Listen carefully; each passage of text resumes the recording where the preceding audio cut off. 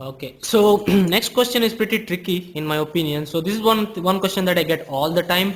So look, I started off as a overweight guy. Like I was around 5 feet 11 at 95 kgs, which is not that heavy. Okay, but I had fat all over my body. But what I did is I did a lot of cardio, so I lost the weight. Okay, I lost a lot of weight. I ended up at around 80 kgs. Okay, so what I had was a skinny structure with still lot of fat. Okay, so I might have lost lot of muscle because I tend to do lot of cardio. I wake up in the morning, I walk for around 30 minutes, and even after my weight training, actually I used to do before my weight training because I was told like that. Okay, so what do you suggest for a person who is a beginner, of course, who is maybe who has a skinny structure but he has fat all over his belly or maybe his arm, so he's called skinny fat, right? So what I to tell people is you have nothing to do other than being patient, right? You have to keep on lifting heavier and heavier and move on with time, and your body as a beginner you will be able to build muscle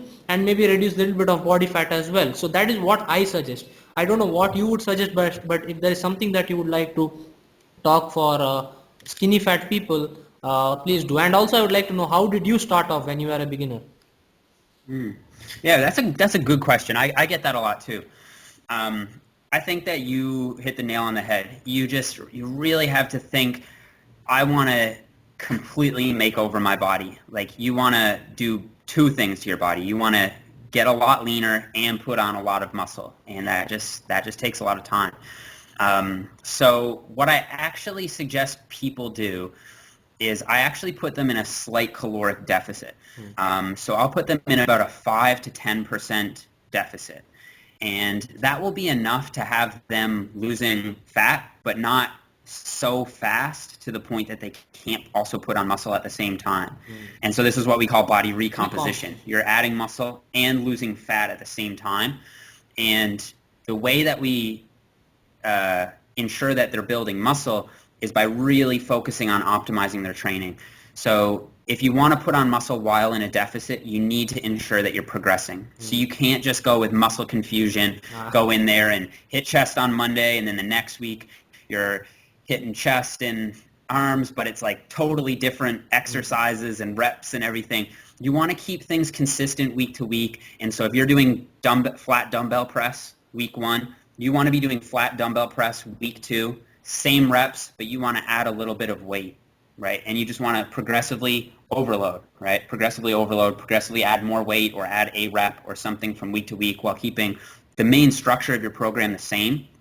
And so that's how you'll progress with strength, and then that's how the muscle responds. So you can build muscle while in a caloric deficit, but just not if the caloric deficit is too big, right? So that's why I set it up with a small caloric deficit.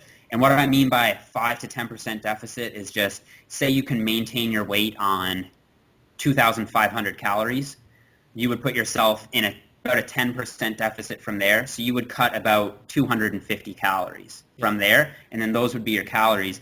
And your goal will not necessarily be to lose or gain weight, because if you're recomping, you might maintain your weight, but your physique will change. Exactly. But this change is pretty slow. Right?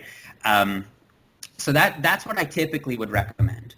The other option is the kind of like suck it up and just build muscle first approach, which you kind of have to be upfront with the person. Like, you have to be like, you're not going to lose any fat. You're still going to look the same amount of fatness. But if we can take 6 months, put you in a caloric surplus, you'll build muscle a lot faster than if we had you in a slight deficit and we're aiming for recomp, right? So you might just have to say, like, I got myself in this position. I just need to suck it up, accept that I got a little bit too chubby, and now I've got to prioritize building muscle so that when I lose the fat, there'll be some muscle there to reveal, and I'll look a lot better, right?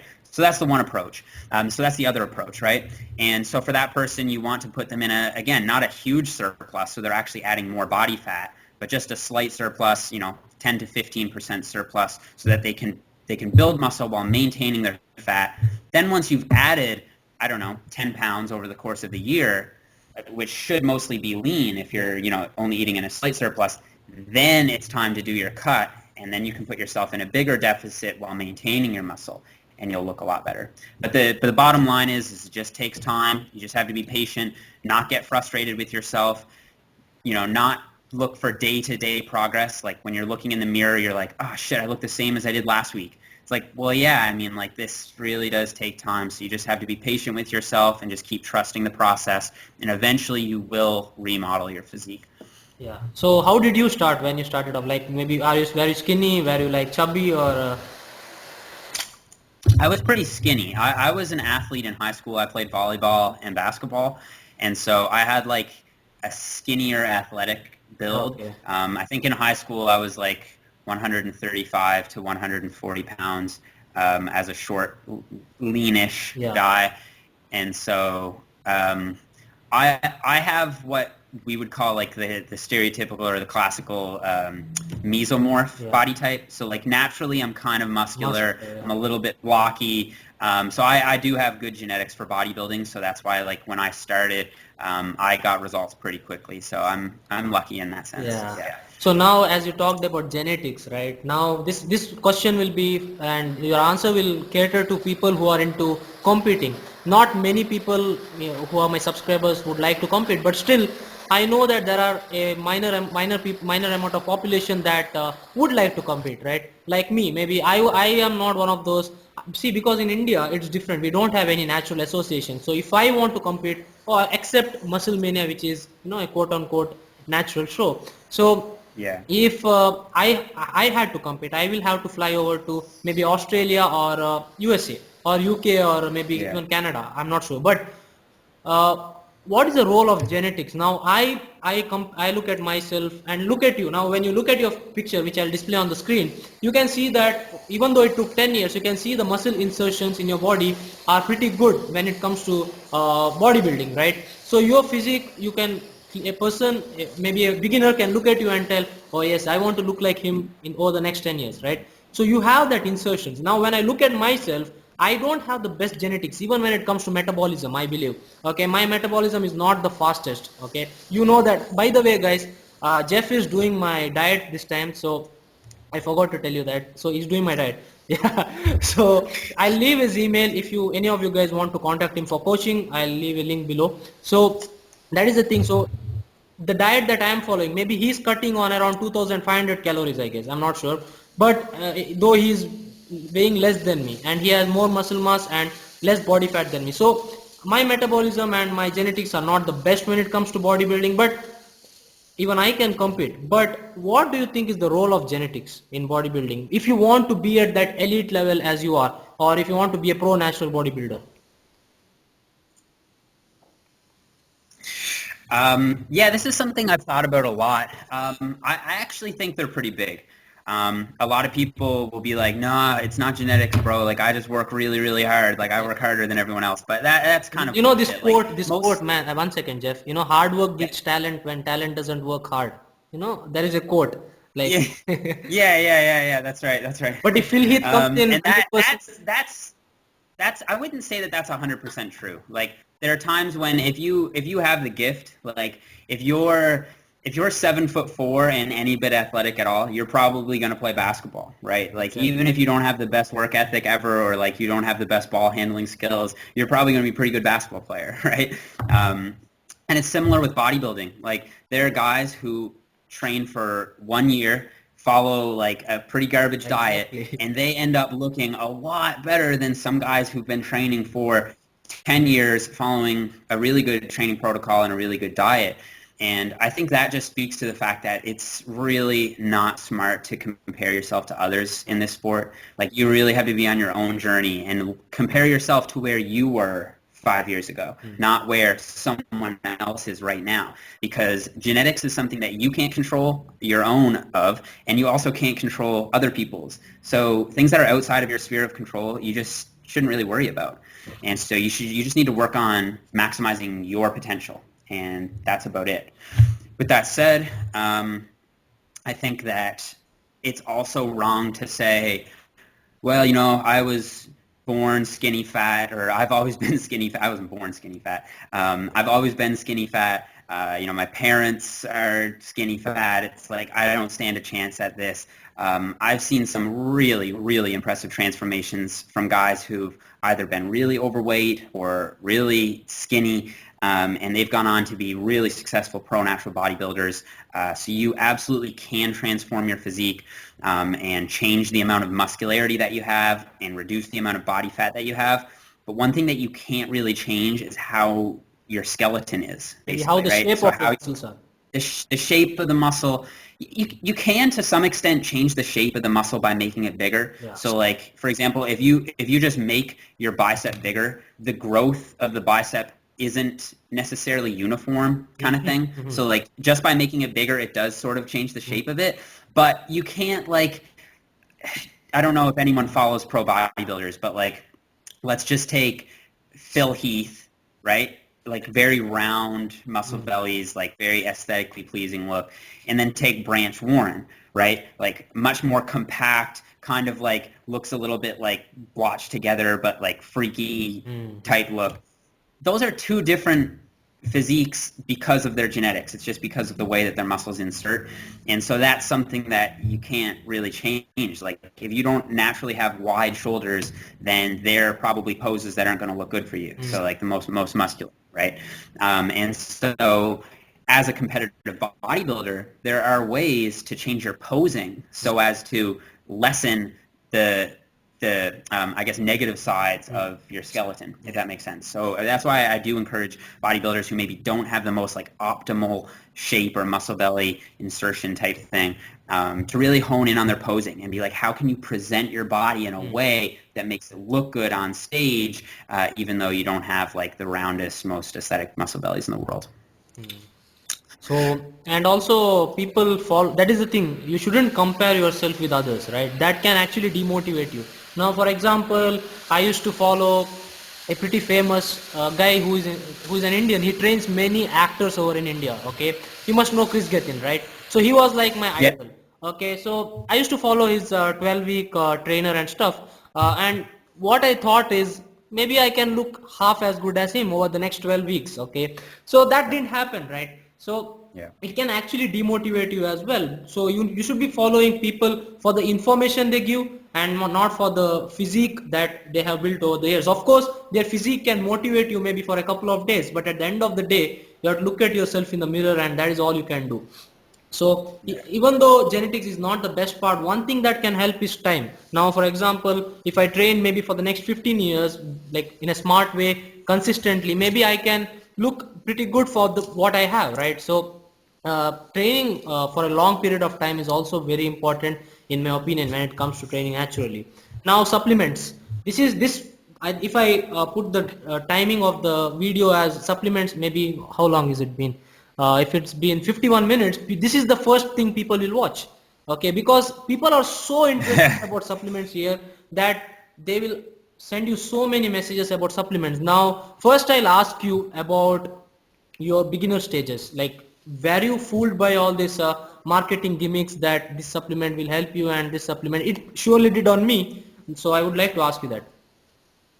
Oh yeah, big time. I remember when I was 17, 18, 19, all I would ask for Christmas was supplements. Like that's all I wanted was just supplements. And like I remember back then, I don't even follow supplements that much now, so I don't know what the advertising is like. But back then, it was like you had to stack everything. And I guess that was their way of selling more, right? So it was like, yeah, you can take BSN NO Explode, which is like a huge product at the time, right? When I was like really into supplements. And you'll get some results. If you take BSN Nitrix plus Cell Mass plus NO Explode, it's like a $200 or $250 bill. Then you're going to get like way more results and you're going to look like this guy here, right? But yeah, I was so taken in by that at the time. And you know, the crazy thing is if you're reading a magazine, right, you can read an article and it might be written by some really credible guy like Brad Schoenfeld, Alan Aragon, Brett Contreras, someone like that. And then you flip the page, right? And then there's this ad with this super jacked guy for like some BS supplement. And if you don't know the difference, it's really hard to differentiate those two, right? Like you have this like really sciencey sounding article here that tells you to train 2 to 3 times a week and it's got all this great information in it. then you flip the page and you've got this supplement and they say it's backed by research and all this stuff, but it's all bullshit, right? It's not real research. It's like research funded by the supplement company, right? So the bottom line, though, is that supplements make up a tiny, tiny, tiny part of your success, to the point that, like, I don't even really talk about them. Like, I don't think I've even done a supplement video on my channel, because I should probably do one just saying that, like, they don't work. Yeah. But they really don't. Like, there's a handful of supplements that have small effects, and other than those, you're really not allocating your resources to the right places. And a really good resource to help weed through that is examine.com. I don't know if you've used this or not. Yeah, but anyone who's listening who wants to know stuff about supplements, go to examine.com and they'll tell you if it's any good or not. Free. You can get a lot of information there. Yeah. For me personally, I think that creatine monohydrate is a good one. It's cheap and it's easy to take. You just mix up the powder. You can take it at any time of day, 3 to 5 grams per day, and most people will see some benefit in strength and or size from it. Some people don't get anything from it, but it works half decently well. It's pretty supported by most of the scientific research as a. It's also the most research supplement, right? It's been. Yeah. Oh yeah, for sure. Like, there's so much research on creatine, and it does work, but not for everyone. Yeah. Caffeine is another one that's effective. So you can just have coffee if you don't want to buy an expensive pre-workout. But caffeine is good to take before your training sessions. So I usually have somewhere between 200 to 300 milligrams of caffeine. But if you're new to caffeine, you might want to start with a little bit less, like 100 to 200 milligrams. Other than that, whey protein is good for hitting your protein goals. And then when you want to get into, like, other supplements, they don't actually help you build muscle or lose fat, really. But there are supplements like nitrates, citrulline malate, that can help you get a better pump in the gym. So if you just like the feeling of having a good pump, those supplements can work as well. And I don't think I'm leaving it out. It's usually just creatine, caffeine, whey protein that I recommend. What I was saying is, now people, they think too much sometimes, okay? Now when I say in my videos that, see, I used to review my supplements and review supplements that I use. Now I used to use different brands of wheys when I was a beginner, and I told you that I was a bro once upon a time. So I used to make videos like supplement review of X or Y brand, and those videos used to get a lot of views, okay? And that I can understand that. Now recently what I've been saying is whey protein just helps you maybe get 25 grams of protein more than what you've been getting, and that is why maybe you're getting results. It's not because you're getting protein from whey, it is just that you're adding up protein in your diet. But what they say is the bioavailability, right? It is more available than maybe eggs. Now eggs come in number 2, I guess, after whey. So whey will help. 50 grams of protein from whey will help you build more muscle than maybe 50 grams of protein from egg. Okay, so what do you think of that? I don't think it makes a lot of difference, maybe 0.1 or 0.2 of a difference. So what do you think in the long run? Yeah, this comes back to the idea of people thinking that there are special foods and special supplements that go above and beyond what they're composed of. So foods really just reduce to their macronutrients, and micronutrients, right? But what's driving your muscle gain or fat loss is really the macronutrients, right? So I completely agree with you. I think that as a matter of bioavailability or even leucine content, so like increasing muscle protein synthesis, whey might be the best. Like, whey is a really, really good protein source. Like, it's better than soy. Not that soy is bad, but it is a higher quality protein source than soy. It's way, way higher quality protein than Jell-O. Like, if you look at sugar-free Jell-O, it has half a gram of protein or something, but it's gelatin. It's like horrible. It's not going to do anything for muscle. So there is a difference. But when it comes to your typical protein sources like whey protein, eggs, poultry, meats, milk, dairy, that sort of stuff, you're splitting hairs when you're looking at differences between those, I think. And as long as you have somewhere in the range of, say, 20 plus, like maybe 25 plus grams of protein in a serving, it's not going to make an iota of difference what the source is.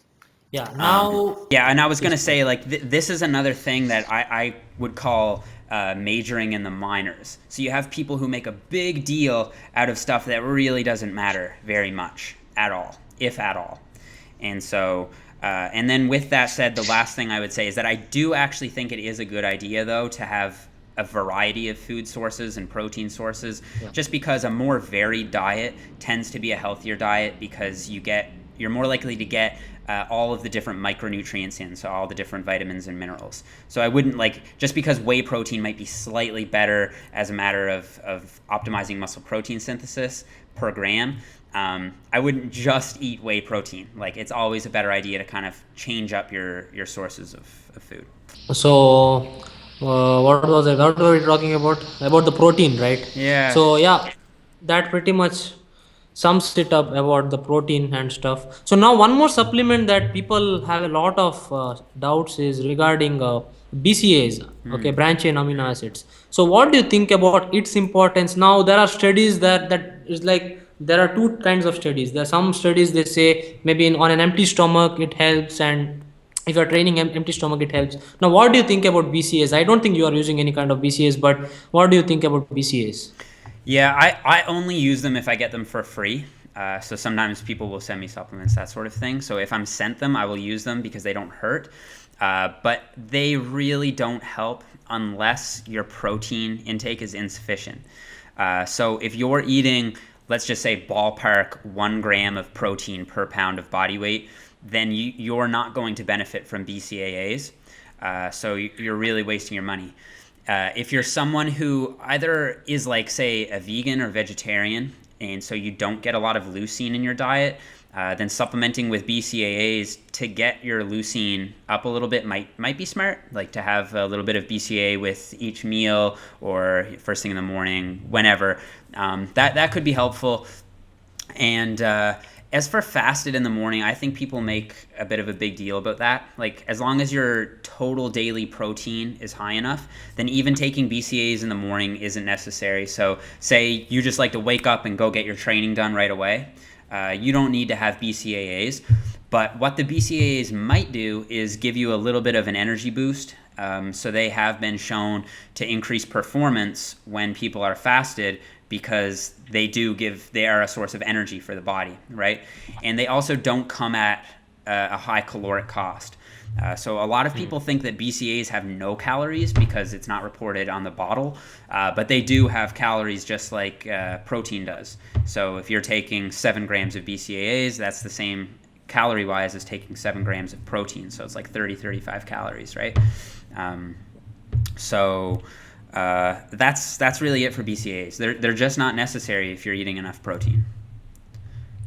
Now, a quick thing about supplements. Now, there is one more supplement. Maybe it's not that popular or something, but over here in India, there are channels here in India that make a living out of just reviewing supplements. Okay, so what happens is they review all of the supplements, right?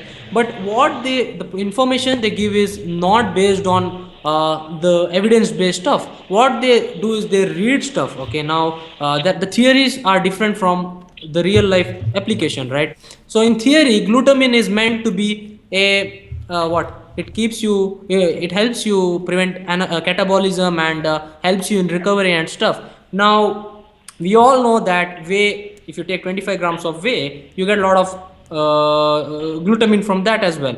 Now here glutamine is promoted in such a way that of course there are people who get what they are affiliated with some companies, right? You all know the sponsored athletes, they are affiliated, so they will promote it in such a way that people buy it. Okay, and there are enough people who are ignorant to buy stuff like glutamine. I have taken glutamine myself, I didn't find anything other than placebo, right? I thought, okay, I'm recovering faster. So what do you think about a supplement like glutamine that is like abused by all these beginners? Yeah, I used to take glutamine when I was like a bro, like when I first started, like when I was a teenager. And since then, I totally forgot about it. Like, I forgot that people even still use it. Like, Glutamine has been shown in a few recent studies to actually do the opposite. So it actually has been shown to downregulate the hormones and metabolites responsible for increasing muscle protein synthesis. So it does the opposite of what you want it to do in a few studies. There's only been a couple scenarios where glutamine has been shown to be beneficial, and those are in the case of like burn victims, so people who have like massive skin damage, and then people who have like GI wasting, so like people who have excessive sloughing off of the cells of their so if you are a burn victim or have like a medically diagnosed condition of your digestive tract where glutamine would be prudent, then there's just no reason to take it at all. And the immune functions, again, are only beneficial in like AIDS patients and people who have some kind of immunodeficiency. So just bodybuilders who are training in the gym, their immune system is not suppressed to the point that they would benefit from glutamine. And so it's really just a complete waste of money, and it might even be worse. It might actually be damaging your gains based on a few recent studies. Okay. Yeah. So now one more thing, I keep on remembering stuff that I get. Okay. So now one more thing is, now getting a pump is so good, right? In the gym, like Arnold says, pump is like coming, right? So people follow that, and now there are two supplements that are looked at as pump supplements. Now one is L-arginine, okay, L-arginine, however you call it, and then there is citrulline malate, okay. Now there are a lot of studies that on examine.com, if you check, they say L-arginine is taken orally, it doesn't help. Okay, citrulline malate, if you take it, it converts into L-arginine and then reacts better. So what do you think? And like L-arginine here is very popular among people. One reason it is kind of cheap. Okay, you get in medical stores or in the pharmaceutical places, and it is kind of cheap. And then there is citrulline, which is a little bit expensive when you compare to L-arginine. So what do you think? Like, does L-arginine help you in any way? To be honest, I would say the best way to get a really good pump is first by being lean. So if you're like over, let's say 12% body fat, your pumps are not going to be great anyway because you just have on too much body fat, right? You might feel it a little bit, but you're not going to visually see the pump because you're just not lean enough. So first of all, when you want to get a good pump, get lean. The other thing is have a high carb meal, like either the night before or sometime before your training, like a pretty high carb meal. And then also have some fats with that meal. So not just carbs, but also some fats. And then like I would say in your pre-workout meal, so like 1 to 2 hours before training, have a high sodium meal. So salt your food or have some kind of higher sodium food. Like I will have sushi. I don't know if that's popular over there. Do you guys eat sushi? Shreyas? Sushi here, it is not that popular, but it is starting to come up. Like we have different kinds of foreign-based, outlets starting up in India. So sushi is not that popular. You must have heard about chicken tandoori, naan, like yeah. Or soy Kebabs. Sauce. I don't know if you put like soy sauce on rice or whatever, but anyway, seasoning, that sort of thing. Anything that's going to give you sodium, salt, basically. Have that in your pre-workout meal, and that will give you a really good pump. Really slow down. So if you want like an arm pump, like really slow down the contraction. So like the eccentric contraction, I should say. So like really squeeze the muscle and then slow, and don't cheat, like actually work the muscle that you're trying to work, and that will give you a good pump. If you've done all of that, then the number one pump supplement I would recommend is actually nitrates. But that's not very popular on the market yet, but it has been shown to be more effective at increasing cyclic AMP than arginine or citrulline. But then second in my book would be citrulline over arginine, because basically what happens is the arginine isn't absorbed as well where you want it, more or less, right? But citrulline is absorbed very well. And then once it's absorbed, it's converted into arginine, which is then responsible for increasing cyclic AMP, which causes vasodilation. Basically, it causes your blood vessels to get bigger, which is what gives you the pump. But really, like, I've taken all of these supplements. I actually haven't taken nitrates yet, but it's like barely noticeable. Like, if you're not lean enough, you don't notice the effects, period. Exactly. If you are lean enough, sometimes I'm like, maybe the citrulline is doing this today. But then other days, I don't even take citrulline, and I get like a crazy pump just because I did the other things. Like I slowed down the movement. I ate a high carb meal. I'm lean. I'm not afraid to eat sodium, and then that's basically how you get a good pump. Ah, so yeah, so that is the thing. Now, I think I saw your video and you are using only maybe a whey protein. I think I'm not sure, but I think you use only that is the only supplement that you use. And anyway, supplements, as Jeff said, it is maybe they have a I think they have a pie chart of the importance of, and supplements comes at the end. It is just maybe 1 or 2% of your total input that you're going to put into training and nutrition. So anyways, now this is a very important question. Now I was undergoing my studies. Okay, I was in bachelor's of computer science. Okay, so engineering basically. So I didn't like it, the cultures in India and maybe your Canada or something is different. In Canada or some other places, people at the age of maybe 17 they live on their own, they start living on their own. But here it's kind of different. Here 99% of the people, they stay with their parents until they finish their studies and maybe they are settled in their life. Okay, so that is how it is. But engineering, I did some, for some reason I didn't like it, and I thought there is a place where I can make a living out of fitness, right, by not scamming people, but at the same time like providing content and maybe coaching people. So I'm settled now, I am happy with the way I am. But there are people who want to know how to maybe have a career in fitness. Now what, maybe some education, do you need some degrees? Now important thing is, here people use maybe a 2-day course or maybe 6-month course as their to show they are credible. Okay, I'm ISSA certified, I am ACE certified, I'm NASM certified. But in my, I have also done certification thinking that, oh great, I'll people will think that I'm maybe a credible source for information.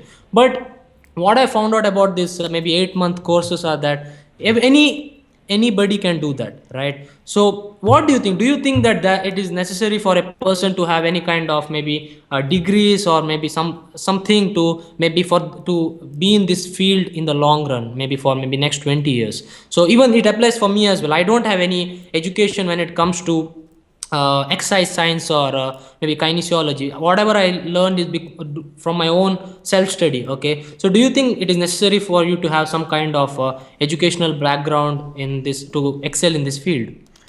I think it depends on what you're trying to do in this field. So if you're doing like you said, you're wanting to coach others and help others and live a science-based approach, then I think some form of education is important.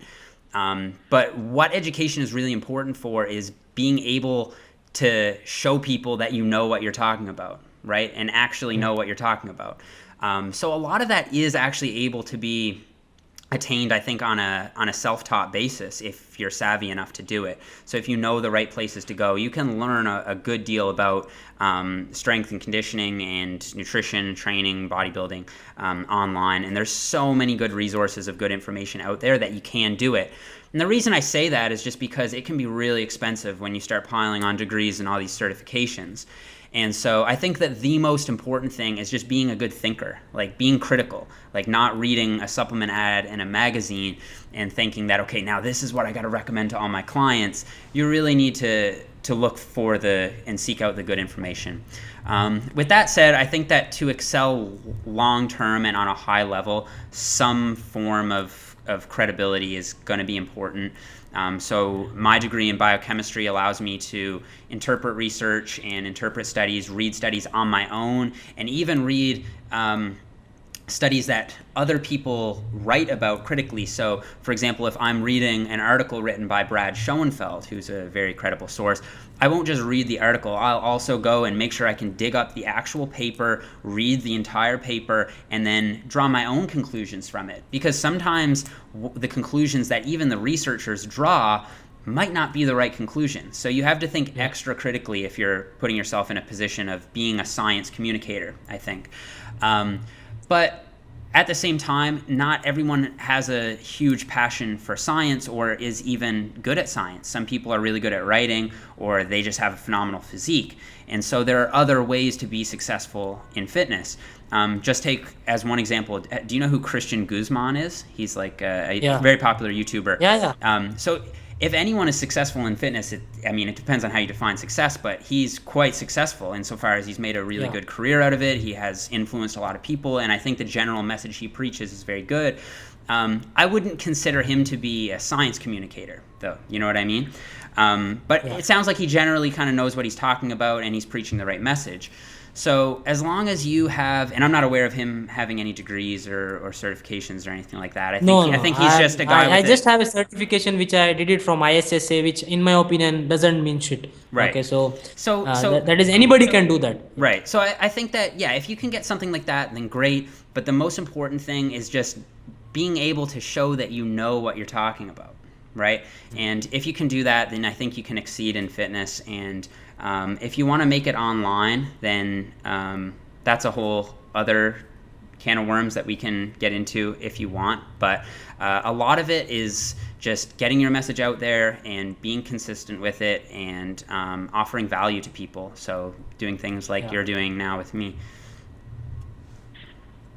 So that is it, man. That is the plan. And as far as we talked about now, reliable sources of information. Now, if you're a person, right, if you don't have much background when it comes to learning about scientific stuff, assume that I'm a newbie, right? So what are the reliable sources that you would, maybe some people might not be able to understand the terms that is mentioned in PubMed, right? So they might not be able to understand most of the things. So do you recommend any reliable sources for maybe a person who can understand these things in simple ways, like simple source of information for beginners?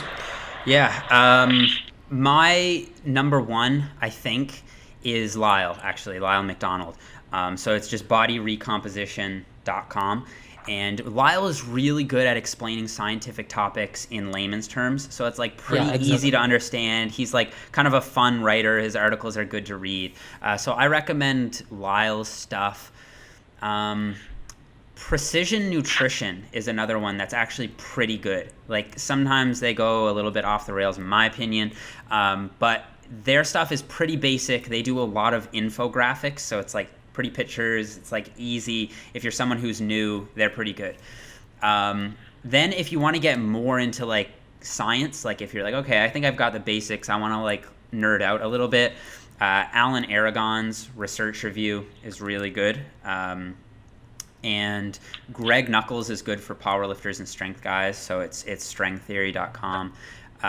For just general training stuff, Brett Contreras' blog is really, really good. Also very sciencey, but also quite easy to understand if you know the basics.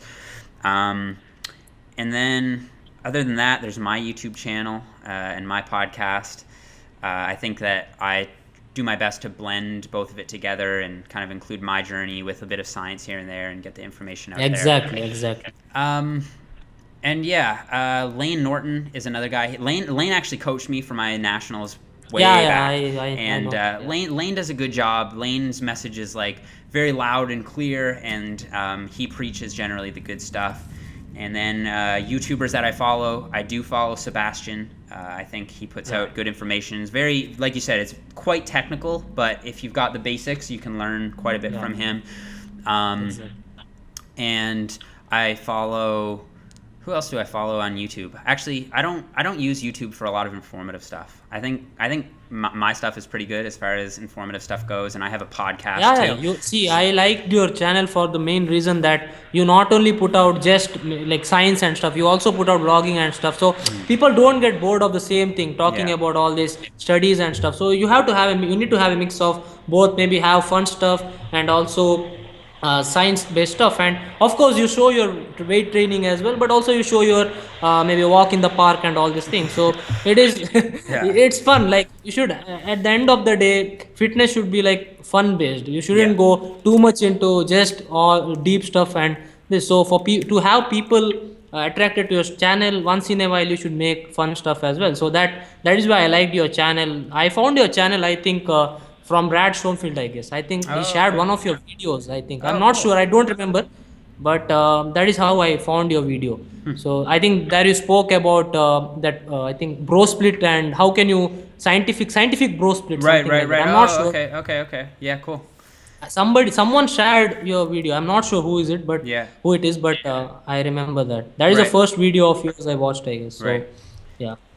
And now I think I'm done with all of the stuff. But one thing is, since you are a natural bodybuilder, now people here who are powerlifters, right? They compete in the IPF. Okay, we have a good base in for IPF powerlifters here. Okay. But what about bodybuilding? See, Muscle Mania, in my opinion, is like I don't think it is a natural show anyways. So, but there are good people who compete in Muscle Mania as well, but they end up disappointed for obvious reasons. Yeah. But what do you think are some real good federations that you would recommend? Now, my friend is competing in Muscle Mania. Now, he has a pretty good physique and he competes in men's physique. So, if he wants to compete maybe in the next year or so, which association would you recommend? Which federation would you recommend he compete? And they are legit, like I mean, not just maybe a test which anybody does, but pretty legit. Right.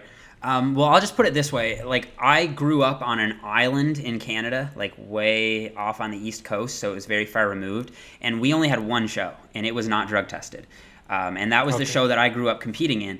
And I just kind of had to say to myself, like, I'm competing in this naturally for my own reasons. If other people want to take stuff, then that's their prerogative. I'm not going to compare apples to oranges. I know that there are enhanced guys here. I'm just going to bring the best that I can bring, right? And if I beat someone who's enhanced, it's like all the more satisfying. It's like I know he was on stuff and I still beat him naturally. So it's like all the more rewarding, right? So you can compete in enhanced organizations as a natural, and sometimes if your location only has enhanced shows, then that's all you can do. I still think it's better to compete than not to compete at all, just because there's no natural organizations around if you want to compete. And yeah, I would agree. I think Muscle Mania is one of those, like, kind of like they advertise as natural, but they don't really test. In terms of organizations, I don't really know what's available in India. There is a guy, I forget his name right now. I forget his name now, but I think he competes in the PNBA. If I remember it, I'll tell you after. Rico Van Hoosen. I don't know where he is from. It says, okay, yeah, I'm not sure where he's from, but he competes in the PNBA, so I don't know. That would be a credible organization, but I don't know if there's any of those shows in India or not. But I compete in the WNBF, so the World Natural Bodybuilding Federation, and they test very stringently. And another organization would be the IFPA. So that would be another one I'd recommend. Other than that, there's the NGA, but I don't know if that's big outside the States or not. We don't have any in Canada. So that's really it. I personally, I like the WNBF. That's the organization that I'm a pro in. You want to look for an organization that drug tests all their winners, like urinalysis tests, and that does a polygraph test. I think that's the best way to test, because people who have taken stuff are like, I don't want to have to pass a lie detector test, because they're like, I'm going to be really, really sketched out doing that, right? So it's not that like a polygraph or a lie detector is like really effective and like it actually can detect lies. It's more so just a deterrent. It's like, I know I'm taking stuff. I don't want to get interrogated by this machine. You know what I mean? So I think that having a polygraph in your organization is a legitimizer. It tells you that the organization is serious about their testing. And then you also want to have the urinalysis test, because polygraph alone wouldn't be enough. Yeah, that's about it. So WNBF is a pretty good choice, right? And see, for us, Australia is closer by than United States. So I think there are a couple of. What about NABA? Is it a natural NABA? Yeah, that's another one that's good.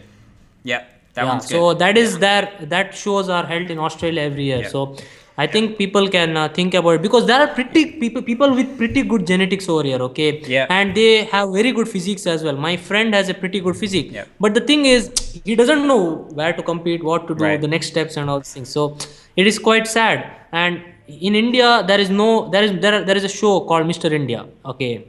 So there is not in USA you have the NPC, right? So that there is only one association which you can call yourself as Mr. America or whatever. Here there are many associations. There are 8 or 9 associations for one show. Now, for example, if you won the Mr. India in this association, there is another person who won Mr. India in another federation. So he also calls himself Mr. India. Right. So because of that, you wouldn't see many famous Indian bodybuilders in the maybe Mr. Olympia or wherever. There are many Indian bodybuilders in amateur Mr. Olympia, but none of them are or here from here are competing in the Mr. Olympia in the pro version. So I think that is a very good thing. I think people can look for WNBF or NABA if they want to compete naturally. And what happened with Muscle Mania last year is the way they performed drug test was pretty funny. So what they did is they call up the contestant and they ask, dude, are you like doped or something like that? So that is how they do, and they actually were charging people certain amount of money for drug testing, which is fine, I don't mind that, but they didn't end up doing drug test because they knew that everyone was juiced up. Okay, so see, if you come over to India maybe as a guest, okay, for a bodybuilding show, you'll realize that it is corrupted. It's totally corrupted, and this time they put the director of the show out and they have a new guy. So the coach of one of the guys was the judge, and that is how it was. So it's pretty fucked up, if I must say that here. So anyways, bodybuilding is a subjective sport, right? So it is totally subjective, and maybe you might like one kind of physique, I might not like the same physique. So what are the 5 things that you would advise maybe for a aspiring natural bodybuilder to succeed in the long run? Maybe now if I'm a beginner today, I want to compete in a show. One more thing is, when do you recommend a guy compete the first time? Like maybe even though he might be shredded, right, he might not have the muscle size, okay, he might not be so bigger, but when do you recommend a guy compete? Maybe in the first 5 years, or maybe after that? When did you first compete? I first competed when I was 19. So 4 years of training. Yeah, it was about 4 years, but I have good genetics, so I added muscle pretty fast. But I mean, like, the thing about bodybuilding is it's really, like you said, it's subjective. So it's like hard for me to say like you need to be training for 5 years or 1 year. Like, some guys might be ready to hop on stage after a year or two of training, right? So it really depends. I would say you just need to kind of have an eye for it. So you might want to reach out to someone that you trust, like myself or Shreyas, for example, and just ask us, like, do you think I could get on stage? Like, do I have enough muscle? Oftentimes guys put it off for too long, and they're like, oh, I'm not big enough. I'm not big enough. I'm not big enough. And it's like, you actually do have some pretty good development. You're just not lean enough. So if you could cut and get lean enough for the stage, you would look way bigger than you do now at the body fat that you're at. So as a natural, like, you don't need a ton of size. Like, I compete at 150 pounds. Like, that's pretty light. Like, I'm short. That's around 70 kgs, I guess. Yeah, something like that. And I'm a short guy, but like, that's light. So, and I'm a pro. So you have guys who are competing without a lot of muscle. Like, my first show, I was 140 pounds, right?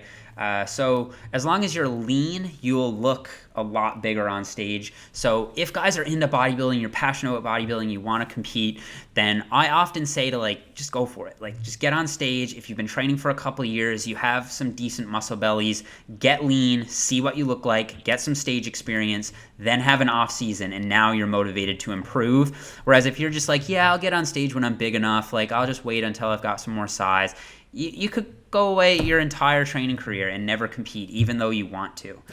So if it is something you want to do, then, like, set a timeline. Be like, I'm going to do this WNBF show in Australia in 2017, and I'm going to start training really hard, and I'm going to hire a coach, and I'm going to make this goal a reality, kind of thing. And yeah, so get a second eye, and if you're, you're on the fence about it and you think you might be ready, then, like, just go for it. Yeah. So that is what, like, it is very important to, like, get an opinion from somebody who's experienced, because for me, I am not a guy who likes competing. I just competed once, and I liked the experience, but it was not something that I wanted. But this is lean, but after that, because of some issues, I got fat. Sorry, I lost your audio for a second. Just is it fine? Go back to where you were saying, I'm a guy, I've competed once. That was when now. Is it fine? Is it fine now? It's fine now, yeah. Yeah.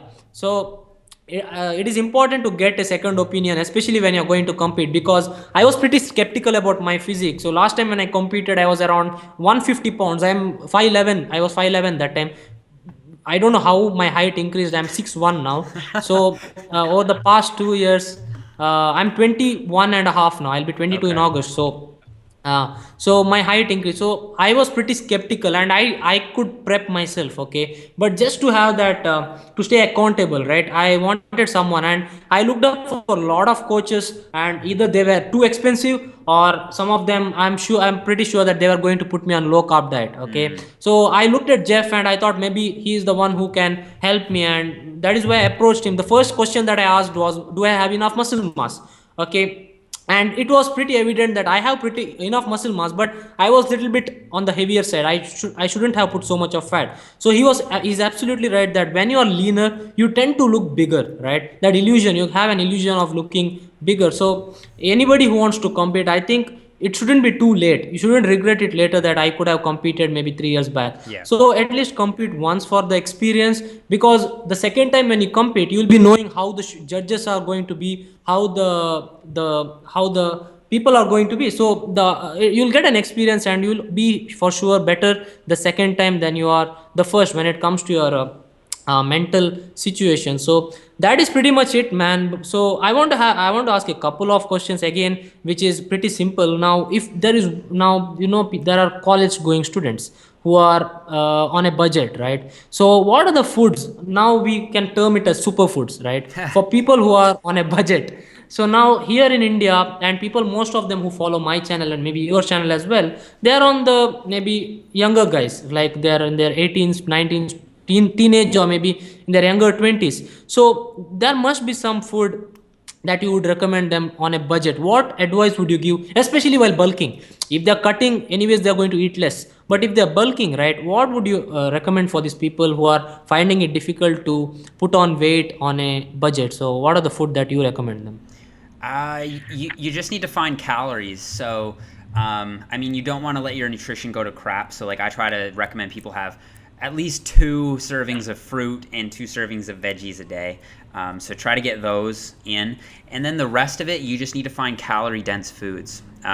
So remember how I said earlier, like just replacing your root beer with water would be a way to lose weight. So a way to gain weight is replacing your water with something that has calories. So adding Gatorade powder or like some kind of sugar drink to your water and drink that with your meals will be an easy way to add like a couple hundred calories at each meal. If you want to add even more, you can drink chocolate milk. I don't know if that's popular there, but it is here. And so I used to drink a lot of chocolate milk with my meals, and that would help get the calorie count up. Things like peanut butter is good. Nuts for getting fats in. Whole eggs instead of egg whites. Those things are actually pretty cheap, right? And so also one supplement that I used to use when I was adding mass before I competed was weight gainer. So you can get a weight gainer shake. It might not be as cheap as just say like getting some chocolate milk and some protein powder and like throwing in some, I don't know, peanut butter into a smoothie and making it yourself, but it is a lot more convenient and it's not super expensive as a supplement. So yeah, just get a high quality weight gainer and that can help as well.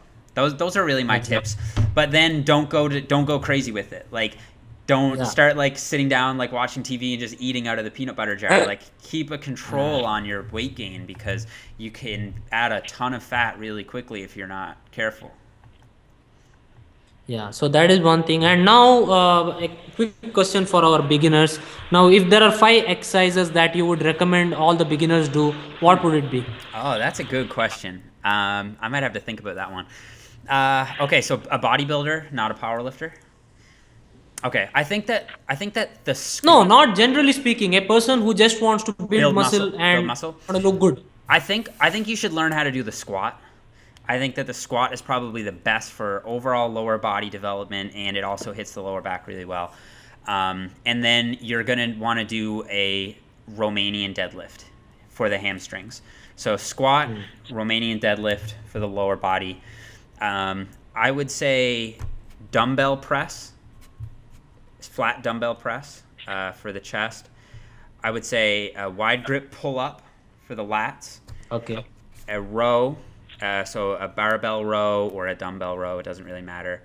What do I have? I've got dumbbell press, wide grip pull up, a row, a squat, and a Romanian deadlift. Those are my top 5.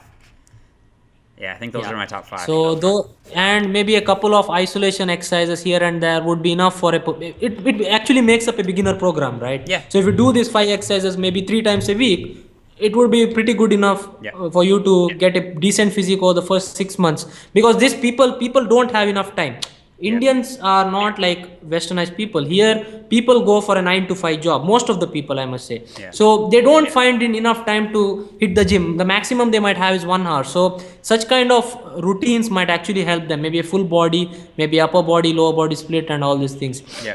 So this is it, man. This is it. I think it's been around 1 hour 40 minutes. So it was a pleasure for me to have you on the show, and I hopefully can get you back for one more video, not as a interview, but maybe some.